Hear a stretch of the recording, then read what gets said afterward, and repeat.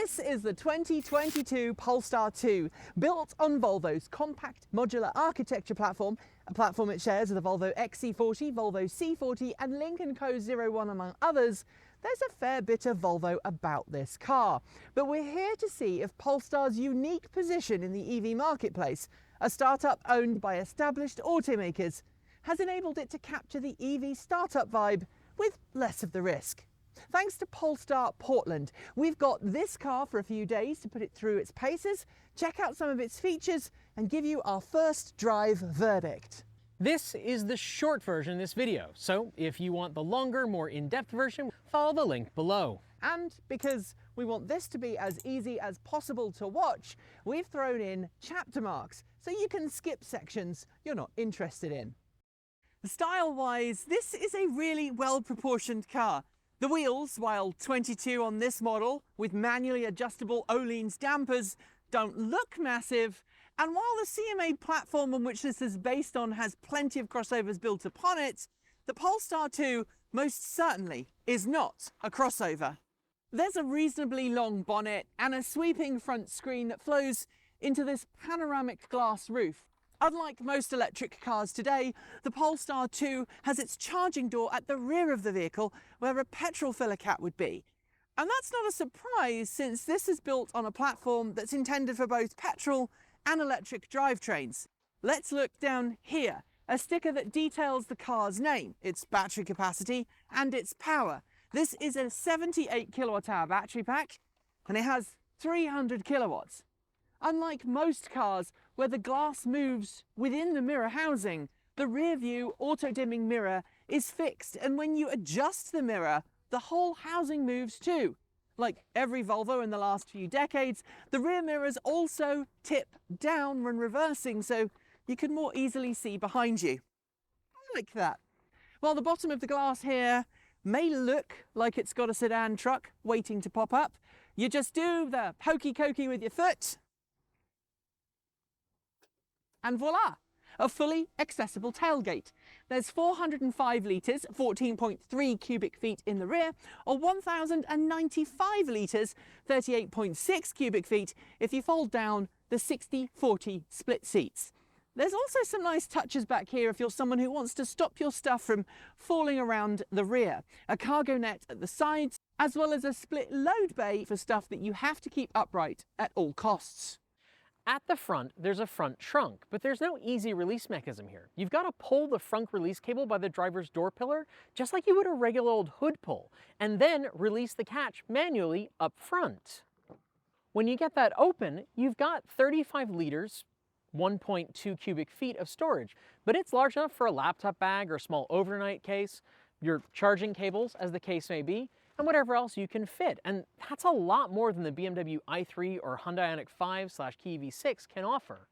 And with this car, the charging cables you get are a full 40 amp EVSE, which, as K-Wall and Elliot pointed out, is a solid like $400 thing you would have to buy for yourself if you don't already have one. Although, I'm interested to see just how many people are buying the Polestar 2 when it's actually their first EV and don't already have something like this.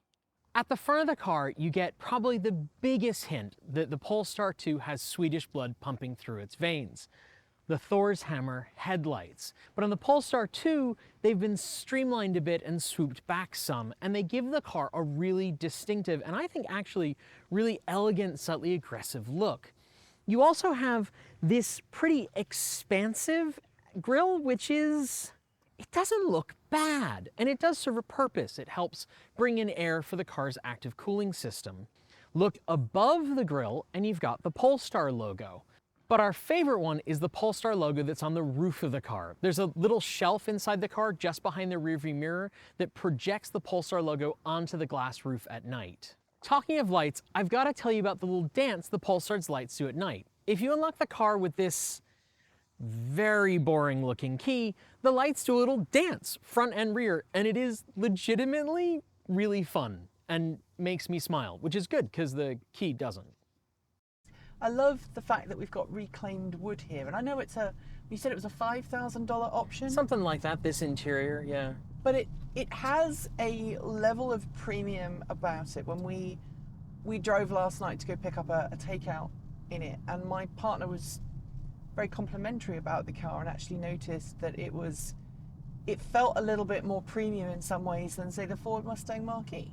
Oh, I totally agree with that. I think that the overall impact is very premium, dare I say, even kind of luxury, especially with this interior. One thing I absolutely love about this is this digital display. Oh, it's so good. Isn't it amazing? It is fantastic. The center tablet is good. It's very responsive. I think its bezel is absurdly large. We joke about the Model 3 and the Mach-E feeling you've got an iPad glued to your dash. This really feels like you've got, you know, a Galaxy tablet or an iPad glued to your dash. I'm glad that you said a Galaxy tablet, because obviously it runs right. Android Automotive, not Android operating system, not Android Auto. Android Automotive, which is basically a special baked-in automotive version of the Android OS. Because of the customization of this car, you can actually change a whole lot about it. So you can change the creep mode, you can change the regenerative braking, and this is something that I think is going to really make it appeal to first-time EV drivers. It's also worth noting that when you one-pedal drive this car, you can come to a complete stop without using the brake. The brake lights go on and the friction brakes are engaged. It is a true hold mode. You can one-pedal drive this and never use the brake, which I really like. We have 300 kilowatts at the wheels, 78 kilowatt hour battery pack, 0 to 100 kilometers per hour, which is 62 miles per hour, in about 4.7 seconds, which puts it right in the ballpark of cars like the Mach-E dual motor performance, or the premium as they call it. You know, it doesn't feel that to me. It feels quicker. This feels like the bottom half of the throttle is very well mapped, very gentle, very smooth. No jerkiness No at all. jerkiness at all, and it's very smooth. What I feel like it emulates in a lot of ways is a turbocharged engine, which may make sense with Polestar's performance heritage. Absolutely. This is not a Tesla, so it doesn't have autopilot, but it has something very close functionally to autopilot. So you put your cruise control on and then you turn on your pilot assist here. It does some of the steering for you. I can lift my hands off the wheel for a short period of time. However, it would nag you if I did that long term. I didn't get a ton of time with this. This didn't feel as secure to me in its lane centering as I find with Tesla Autopilot or Ford Blue Cruise. It's a nice workload reducer, and the adaptive cruise control in this car I thought was really quite good.